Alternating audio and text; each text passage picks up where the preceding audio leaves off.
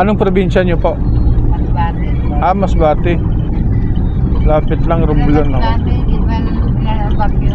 Kasama, like, nakasama ng bagyo eh. Masbate. Yan, bumangatan, ano kami, dito. Bumangatan ng bagyo. Ano po, may matagal na kayo dito sa Maynila? Ano po ang pinagkakaabala ninyo? Yan, kontrakto sa housing sa Pilipinas. Si tatay. Kayo po? Nagtitinda sa mga ano. Ito mga paninda yan. Ay, hindi, inuwi namin yan eh. Pagkain namin yan. Ay, ate mo. Oo. Probinsya naman natin pagkain. Saan maganda tumira? Sa Manila o sa probinsya? Probinsya maganda. Kung may hanap buhay ka na. Hanap buhay, no? Kaya pero ang pinakamahirap pagkain, maraming mga... Mga Samar, 12 years na ako hindi nakakauwi. Ikaw, sir, Samar ka? Samar, oo. Ilang taon ka na hindi nakauwi? 12 years. 12 years? Hirap ba yun, sir, sa kahit sa tumalat. Oo. Wala kang pagsama, nakikisama ka lang sa mga pagpalasdaan. Oo. Kaya lang sa sarili. Anong pinagkaabalan mo doon? Doon sa Samar, Oo. pangingisda.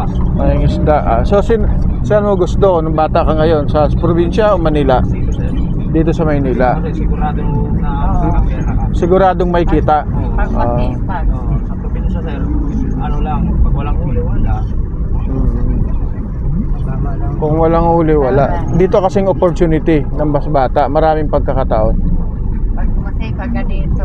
Saan ka sa Samar? Kalbayog, sir. Kalbayog. Kayo, Nay, anong mas gusto mo? Dito sa Maynila nung kabataan mo o sa probinsya nyo? Sa Masbate? Maganda dito kasi kahit pa paano, gusto ko may bilhin doon.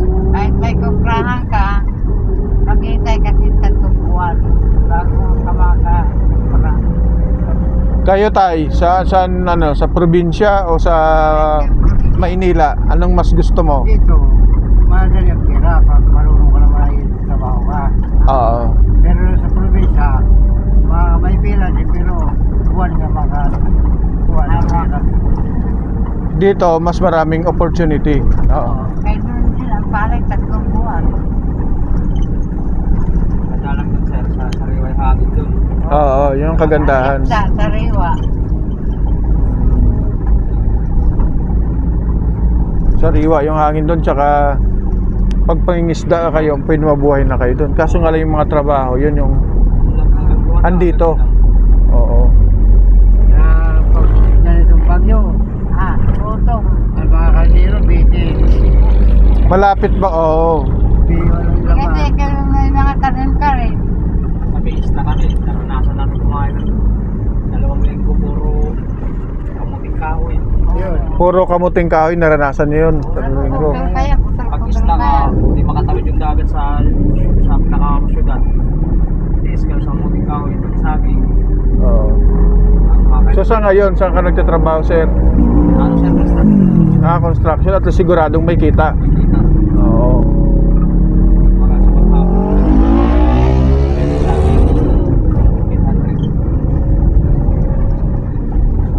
Anak nyo po, Nay. Ilan na po yung anak ninyo? Siyam. Siyam. May mga asawa. Lahat may mga asawa na. Oo. Panganay ko, pagkita na nila. Oo. So lahat naman tayo makakaahon lang basta manalangin lang tayo. Oo. Kaya nga napiruan ng Panginoon. Panginoon, kasi ang mga trials, pagsubok sa buhay, andyan lang yan. Huwag ka lang mawala ng pag-asa at manalig sa Diyos. Tayo mo hanggang ngayon, ano pa rin, nakasurvive pa rin tayo. Akala nyo hindi kayo nakasurvive, pero lumilipas ang panahon, nakasurvive na kayo. Diba? Nabigyan tayo ng pag-isip natin sa umaga, biyaya.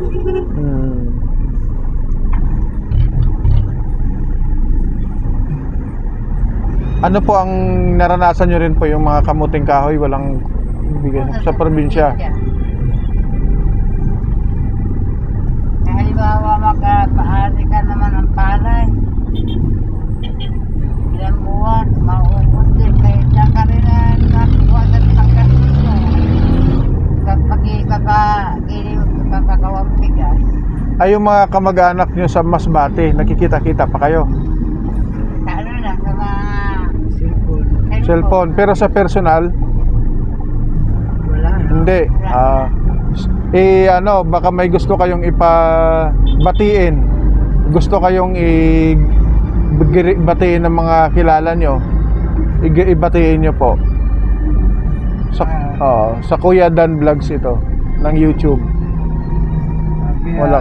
Binabati ko yung mga kamag-anak ko sa Masbate. Ayan, mga kamag-anak nyo po. Mga ano apelido? Gigante, Altareos. Opo. Para kahit paano, nakikita kayo dito. Kuya Dan Vlogs po ito sa YouTube. Kayo na, sino po ang ibabatiin niyo? Igigirit niyo po sa Masbate. Ano ko na yung mga kamag-anak ko sa Italy. Igirit niyo po sila. Pumunta ko ako sa mga sa Italy, si Mama Purig, yun lang. Saang lugar yan ay? Sa Italy? Italy, hindi ko lang alam ang alis nila. Ibang bansa pala. Big time. Kayo sir, baka may gusto kayong i-greet. Binabati ko po yung mga magulang ko sa Samar. Mag-iingat na ka dyan kahit single number 4 na dyan. Oo nga eh. Totoo talaga. Ano, may storm surge sila na malapit sa dagat? Oo. Ano apelido sir, binabati mo?